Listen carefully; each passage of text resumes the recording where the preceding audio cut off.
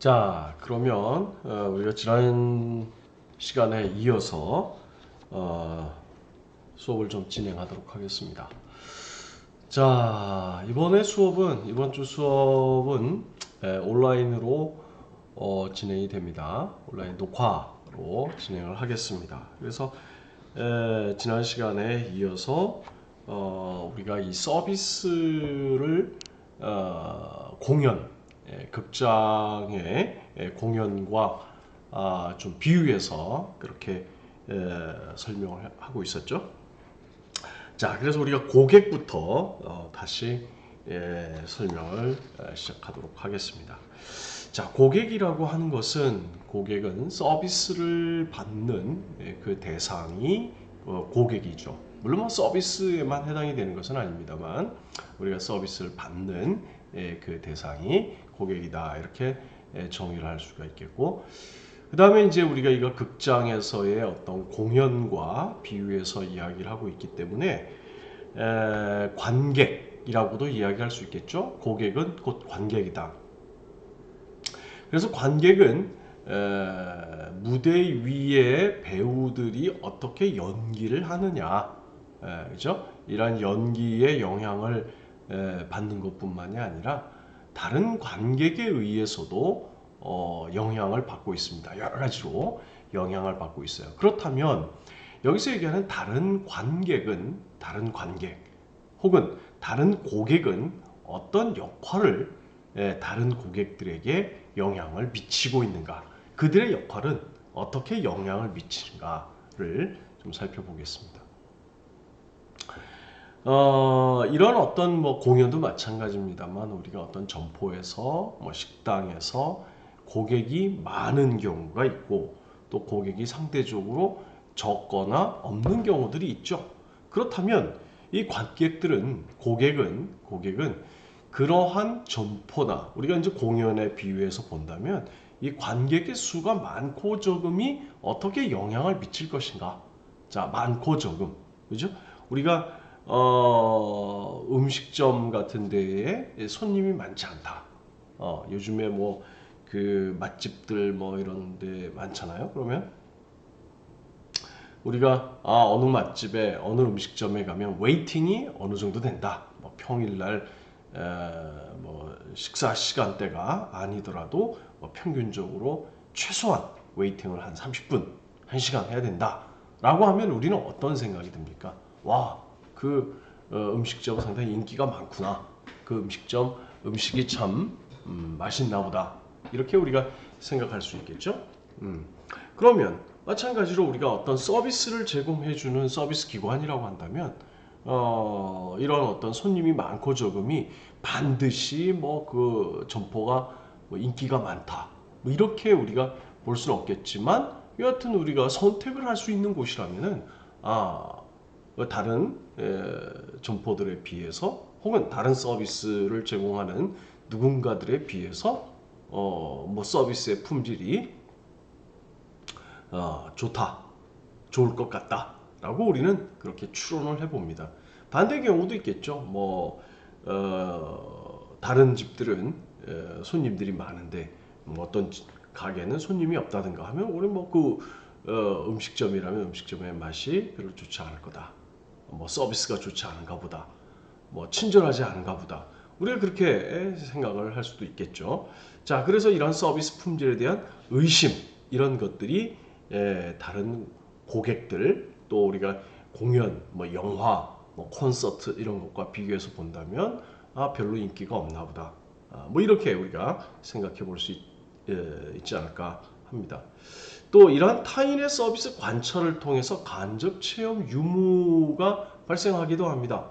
다른 사람들의 서비스 관찰, 그러니까 다른 사람들이 그 서비스를 어떻게 받았는가, 받고 있는가, 혹은 그들의 어떤 서비스의 경험은 어떠하였는가에 대한 진술이라고 얘기할 수 있겠죠. 이런 것들은 또 아직까지 그러한 서비스를 받지 않은 사람들에게 특정의 서비스, 또 특정의 서비스 제공자를 선택하는 데에 영향을 미칠 수가 있다, 이렇게 볼 수가 있겠습니다.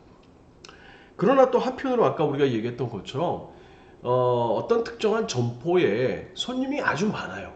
아주 많다라고 한다면 우리는 그 점포의 서비스 품질이 좋을 거야 라고도 추론하지만 또 한편으로는 너무 손님이 지나치게 많으면 고객이 지나치게 많으면 아마 자신들이 받을 수 있는 적절한 수준의 서비스를 받지 못할 거다라고 하는 그런 부정적인 그 영향을 미치기도 합니다.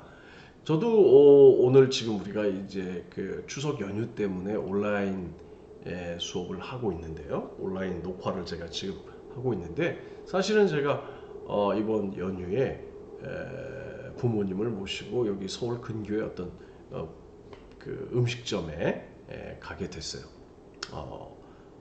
그래서 식구들이 이렇게 같이 갔는데 우리가 가고자 했던 곳에 도착을 했더니 뭐 엄청나게 손님이 많았습니다.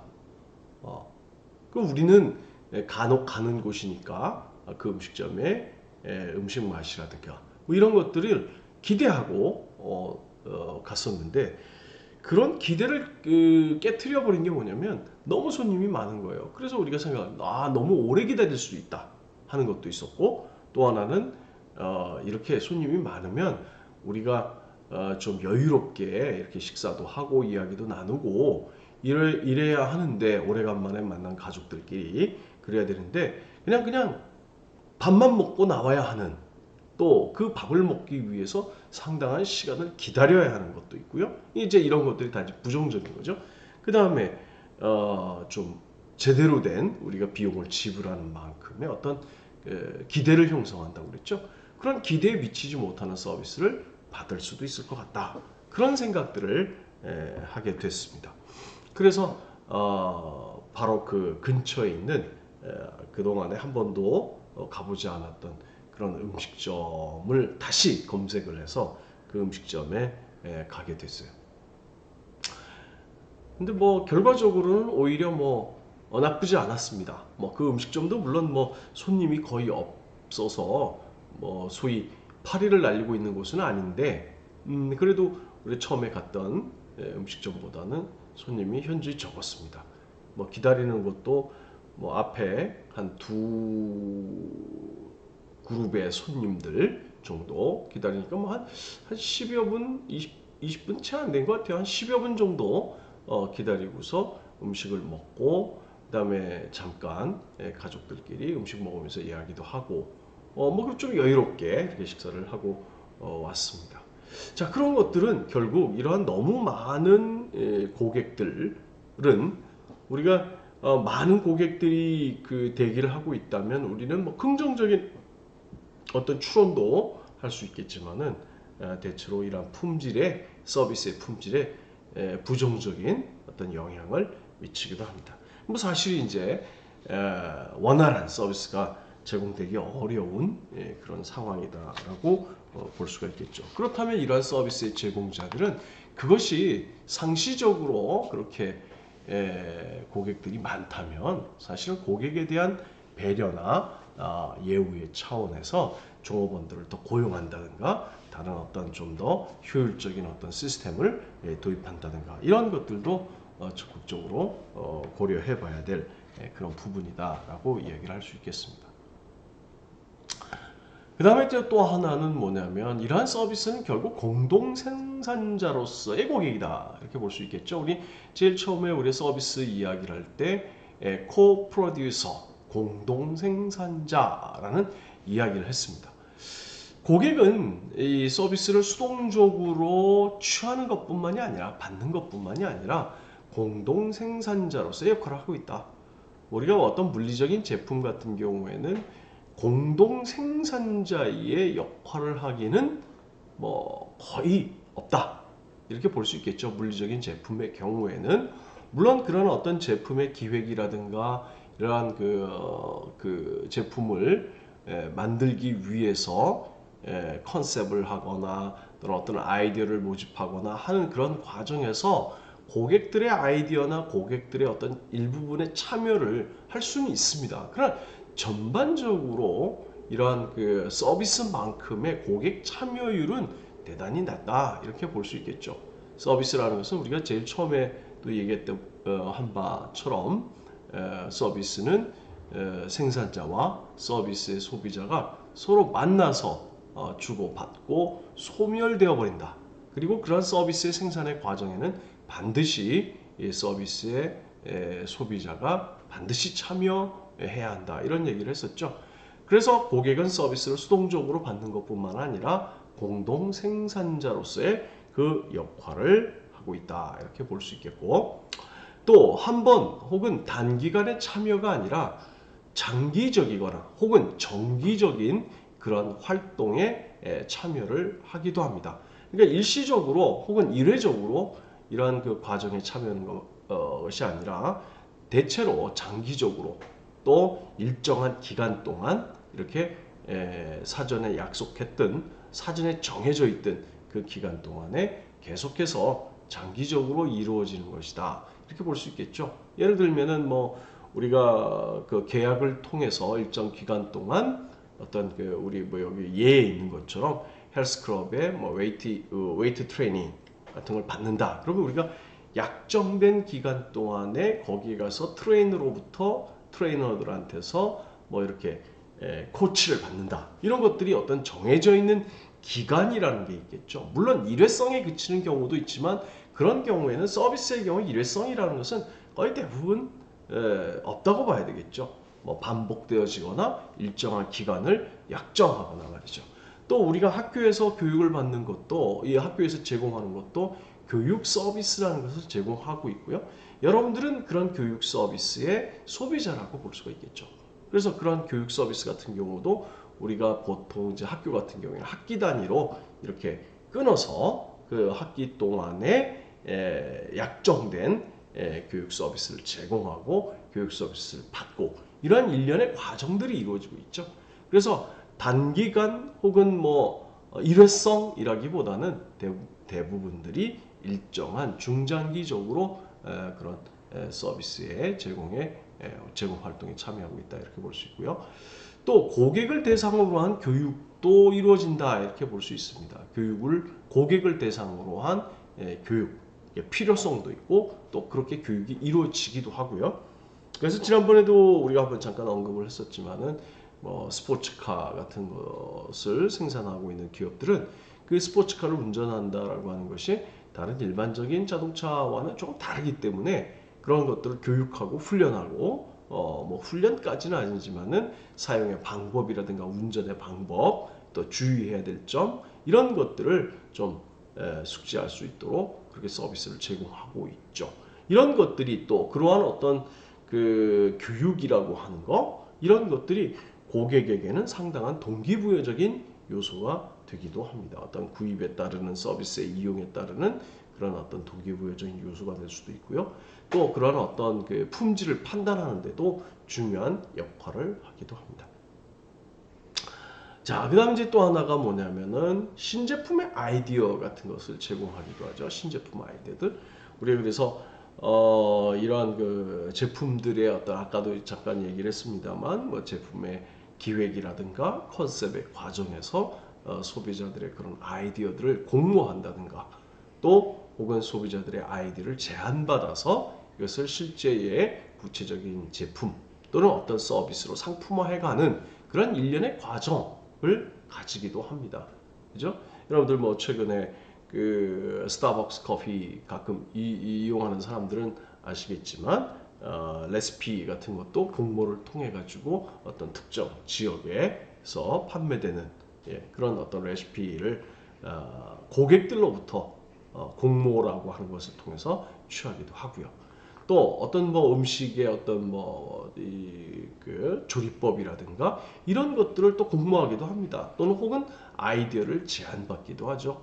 요즘에 우리가 이제 SNS 같은데 이 SNS가 상당히 그 발달을 하다 보니까 또 확산되고 발달하다 보니까 지난번에도 우리 한번 얘기를 했었죠. 이제 소비자들이 과거처럼 어떤 그 정보의 일방적인 그런 소비자 역할만을 하는 것이 아니라 소비자도 이 정보의 생산자 역할을 하기도 한다. 그렇죠? 그러다 보니까 과거에 전통적으로 이러한 어떤 정보의 생산자 역할을 해왔던 그들이 즉 이제 우리 대부분의 기업들이죠. 그러한 기업들이 이런 소비자들의 아이디어를 오히려 좀 뭐랄까 수집하고 또 뭐 적극적으로 뭐 공모를 통해서 이루어지기도 하지만 검색이라든가 여러 가지 이런 것들을 통해서 이루어지기도 합니다. 또 요즘에 소위 얘기하는 인플루언서라고 그러죠. 인플루언서들을 통해 가지고 많은 정보들을 입수하기도 하고 또 그들을 통해서 기업의 브랜드를 알리기도 하고 여러 가지 이러한 어떤 그 일방적인 과거의 어떤 정보의 흐름이라든가 이런 것들이 일방적으로 한 방향으로 흐르는 우리가 그걸 원웨이라고 하죠. 원웨이라고 하죠. 일방 통행식의 어떤 정보 흐름이 이제는 투웨이 커뮤니케이션 우리가 뉴플렉스라는 표현을 씁니다. 일방적으로 이루어진 건 심플렉스, 그 다음에 양방향성을 가지고 있는 것을 듀플렉스라고 하는데 그런 듀플렉스 방식의 정보 소통이 이루어지기도 하고 정보를 주고받기도 하고요. 또 전통적인 생산자들이 소비자들의 정보를 좀 얻어서 자신들의 제품이나 서비스에 반영하는 그런 일련의 과정들이 진행되어지고 있다 이렇게 볼 수가 있겠습니다. 그 다음에 이제 마지막 단계가 우리가 이제 서비스에 있어서 소비자들의 의사결정 과정을 크게 세 가지로 나눈다고 그랬었죠. 그래서 서비스 전 단계, 구매 전 단계, 구매 단계, 구매 후 단계 이렇게 세 가지 단계로 나누는데 마지막 단계가 이제 서비스 구매 후에 이루어지는 서비스 품질의 평가입니다. 그래서 우리가 일반적인 어떤 물리적인 제품 같은 경우에는 자 우리가 그 구매 의사결정 과정이 어떻게 이루어진다고 했었죠?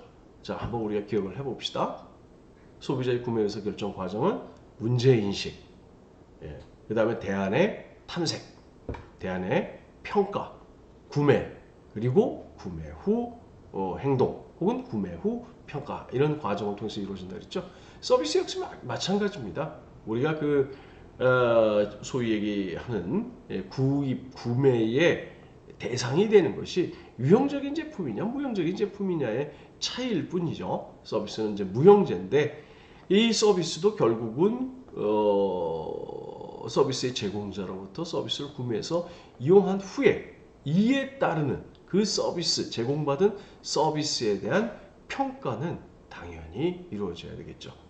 그래서 서비스의 품질 평가는 우리가 소비자들이 어떤 기대했던 서비스의 수준 그리고 실제로 제공받은 서비스 이것을 비교하는 단계다 이렇게 볼 수 있겠죠. 즉 무슨 얘기냐면 달리 표현하자면 기대에 대한 성과의 수준이 어떠하였는가라는 거죠. 기대에 대한 성과입니다. 그래서 우리가 예전에 한번 그런 얘기를 한 적이 있었죠. 만족, 불만족 얘기를 했어요. 만족이란 뭐라고요? 기대에 대한 충족이다. 그렇게 얘기했습니다. 불만은 그 기대에 미치지 못한 것을 불만이다. 이랬습니다. 그래서 이런 만족은 재구매 의사결정에 상당한 영향을 미치고 그렇죠? 만족스러웠으면 그것을 다음번에도 그러한 제품이나 서비스나 이런 것을 재구매할 의사가 높아진다 이렇게 볼 수 있겠고요. 그 다음에 이제 불만족스럽다면 이런 부정적인 평가는 결국 불만을 표출하게 되고 또 구매로부터 또는 서비스의 이용으로부터 이탈하는 즉 고객으로서 생산자에게서 제공자에게서 이탈하는 그러한 결과를 가져오겠죠. 지난번에도 한번 그런 얘기 했었죠. 우리가 어떤 그 제품이든 서비스든 이에 대해서 구매한 또 이용한 소비자들이 불만을 토로한다는 것은 전체 불만이 발생한 고객들의 10%에 불과하다 그런 얘기였어요. 그죠? 그러니까 불만을 경험했다 하더라도 모두가 다 불만을 토로하는 것이 아니라 그 중에 한 명 정도 불만을 제기하고 불만을 이야기한다. 그렇다면 문제는 나머지 90%가 문제입니다. 이 90%는 불만이 있지만 불만을 이야기하지 않고 불만을 어떤 표출하지 않고 불평 행동을 하지 않고 조용히 사라져 버립니다. 그러니까 다시는 돌아오지 않는다는 거죠. 그래서 사실은 기업의 입장에서 봤을 때는 사실 상당히 무서운 경우가 뭐예요? 차라리 불만을 얘기하면 그 불만을 회복시키는 과정에서 대단히 충성스러운 고객이 될 수도 있습니다. 그러나 불만이 있음에도 불구하고 불만을 이야기하지 않고 사라져버리는, 그리고 다시는 돌아오지 않는 그러한 90%의 고객이 사실 무서운 거죠. 누군지도 몰라요. 어떤 불만을 가지고 있는지도 모릅니다. 네. 사실은 기업으로서는 고객들의 어떤 불만을 통해서 그들이 미처 생각하지 못했거나 아니면 개선해야 될 것이 어떤 것이다 라고 하는 것들을 알아내는 중요한 정보 전달의 어떤 채널이 되기도 합니다. 그 문제를 해결해 줌으로써 대단히 충성스러운 고객을 만든다는 거죠. 그러나 그런 문제를 이야기하지도 않고 사라져버린다는 거죠. 다시는 돌아오지 않는 그런 고객이 되어버린다라는 것이 이런 불만을 이야기하지 않는 그런 고객들이다. 이렇게 볼 수가 있겠습니다. 그 다음에 이제 또 하나가 뭐냐면 우리가 만족, 불만족에 대해서 우리가 얘기를 했었죠. 만족과 불만족 이런 것을 얘기를 했었는데, 만족은 좀 전에도 얘기했다시피 기대에 대한 충족이다. 이렇게 얘기를 할 수 있겠고요. 그 다음에 불만이라는 것은 그 기대에 대한 기대의 성과가 결과가 미치지 못한 것을 이야기합니다. 그렇죠? 그 다음에 우리가 이제 추가적으로 감동이라는 이야기를 했었죠. 감동은 뭐라고 했죠? 내가 기대했던 것에 미치지 못하는 것이 아니라 기대했던 것 이상으로 내가 무엇인가를 얻었을 때 우리는 감동한다 그랬어요. 이게 꼭 어떤 거래의 관계에서만 이루어지는 것이 아니라 우리가 일상에서 사람들과의 관계에서도 마찬가지잖아요. 내가 누군가에게 감동했다. 그게 뭐죠? 기대했던 것 이상으로 긍정적인 무엇인가 어떤 것을 얻었을 때 우리는 감동했다. 그죠?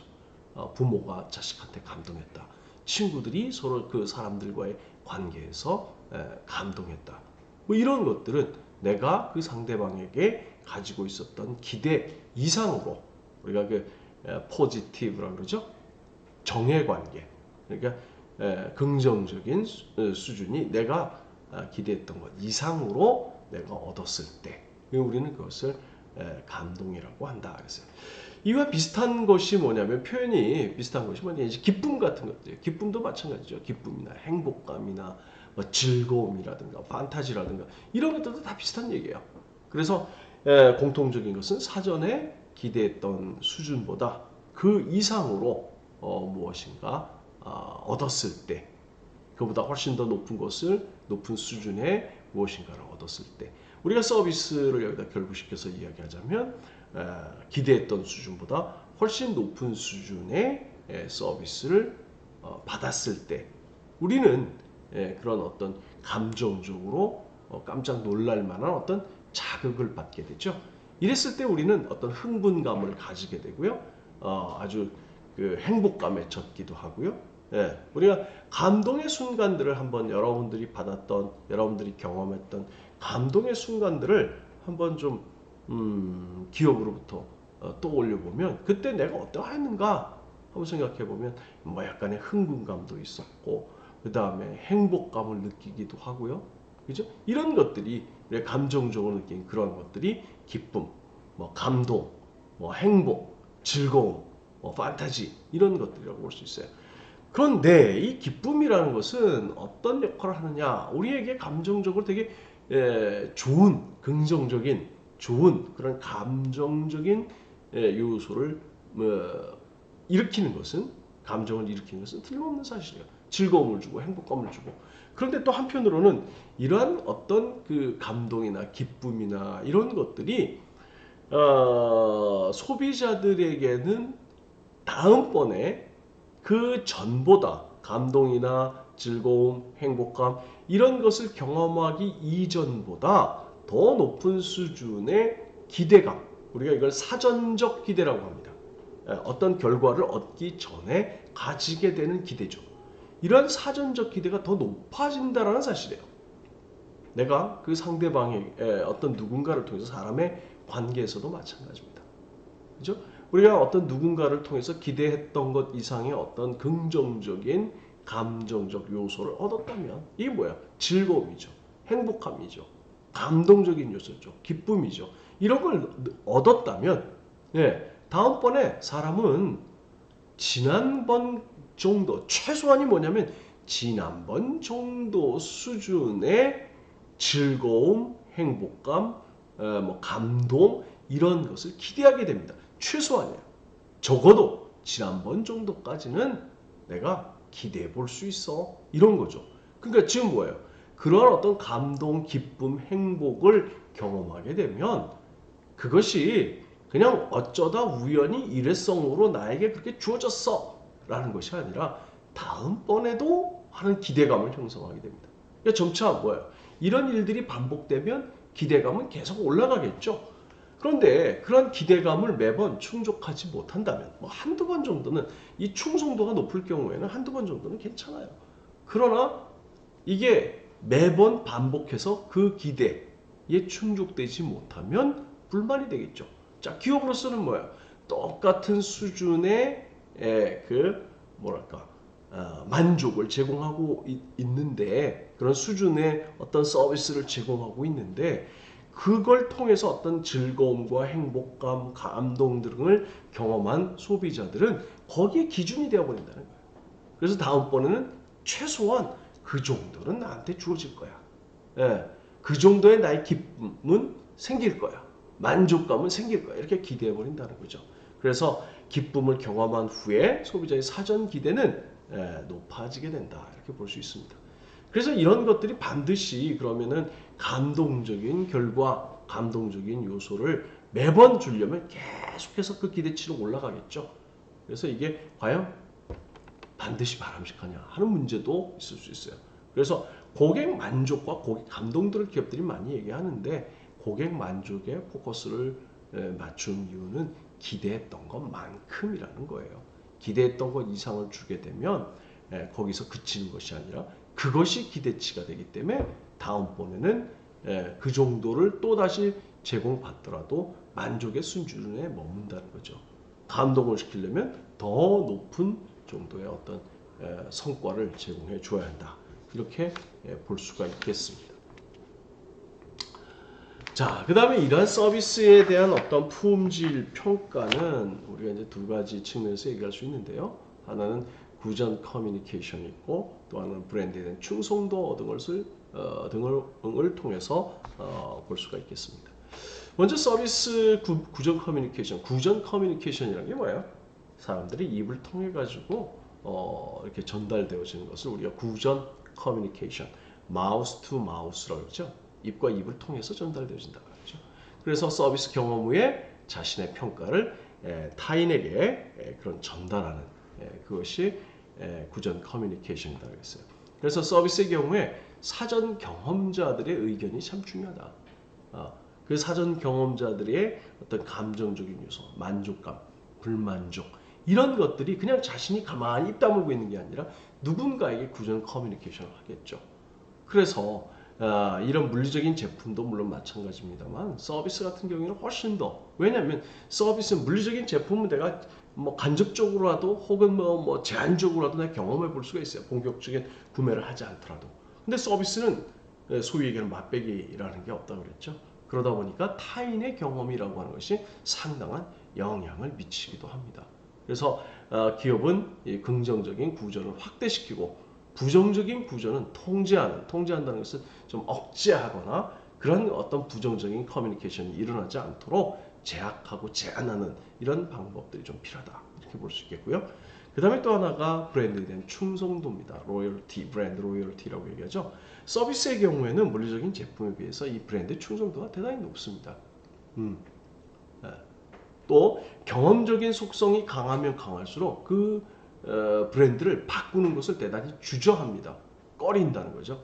경험적 속성이라고 하는 것은 전환 비용이나 위험 부담이 강할수록 전환 비용이라는 것은 내가 브랜드를 바꿈으로써 내게 끼쳐질 수 있는 금전적 혹은 비금전적인 비용의 지출이에요. 우리가 금전적인 비용이라는 것은 우리가 보통 얘기하는 돈을 내가 브랜드를 바꿈으로써 비용이 더 많이 든다. 당연히 꺼리겠죠. 또 비금전적이라고 하는 것은 그런 어떤 금전적인 비용 외적으로 지출되어지는 여러 가지 수고스러움, 노력이라든가 뭐 물리적인 뭐 어떤 행위라든가 시간을 더 많이 쓴다든가 이런 것들이에요.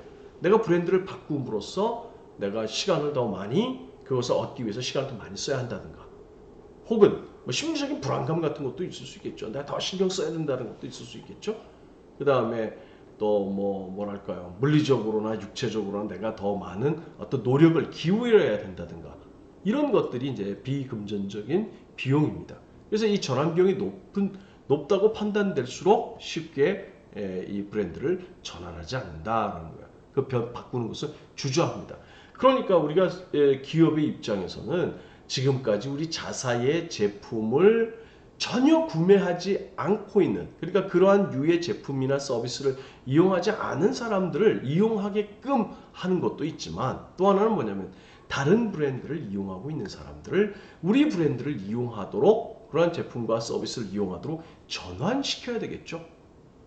그런데 그 전환 비용이, 우리가 전환 비용 혹은 이런 걸 전환 장벽이라고 얘기하는데, 그런 전환 비용, 전환 장벽이 낮아야 쉽게 넘어오겠죠. 그 부담이 없어야 되죠. 그래서 기업들이 자신들의 제품이나 서비스를 구매하고 이용하게 하기 위해서 그 전환 비용을 낮춰주는 겁니다.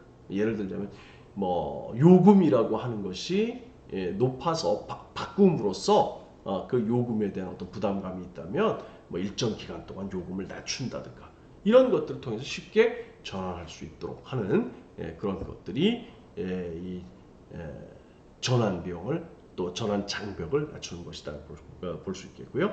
따라서 경쟁 서비스를 이용하는 고객을 유인하기 위해서는 이러한 어떤 요금을 낮춘다든가, 추가적인 어떤 서비스나 물리적인 어떤 제품을 제공한다든가, 일정 기간 동안에 뭐 무상으로 한다든가, 뭐 이런 여러 가지 유인적인 정책들을 만들어야 되겠죠. 이거 우리가 이제 대단히 공격적인 형태의 그런 마케팅 전략이 필요하다, 이렇게 얘기를 할 수 있겠습니다.